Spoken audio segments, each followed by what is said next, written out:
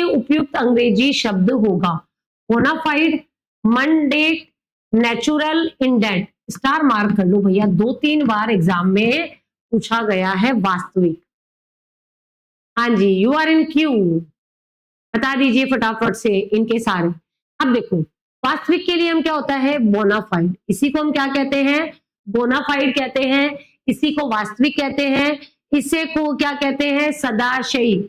इसी को हम सदाशयी। अब देखो, वर्ड एज इट इज ही लिखने हैं, अपनी तरफ से तोड़ मरोड़ नहीं करनी है। आंसर देखो, सी भी आ रहा है, वेरी गुड। बी भी आ रहा है, वेरी गुड। ठीक है। मंडेट, मंडेट होता है जो कंपलसरी होता है जिसे, लेकिन इसके लिए वर्ड होता है अधिदेश।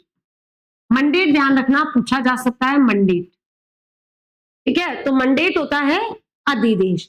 नेचुरल आप सबको ही पता है, नेचुरल का मतलब प्राकृतिक भी होता है, इसका मतलब नैसर्गिक भी होता है, और इसी का मतलब स्वाभाविक भी होता है।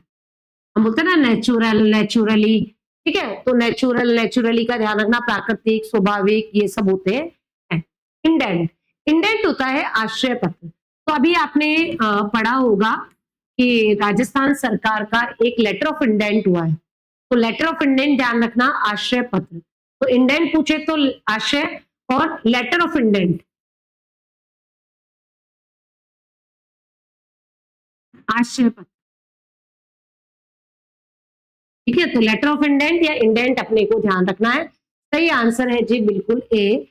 तो बाकी जिनके बी सी आए हैं, मोगली जी, प्रकाश जी, एक बार ध्यान रखें, बोनाफाइड जो होता है वास्तविक होता है, और इसके लिए वर्ड एक और यूज किया जाता है, सदाशयी। तो सदाशयी जो शब्द है वो भी अपने को अच्छे से ध्यान रखना है, पूछा जा सकता है। अगला प्रश्न,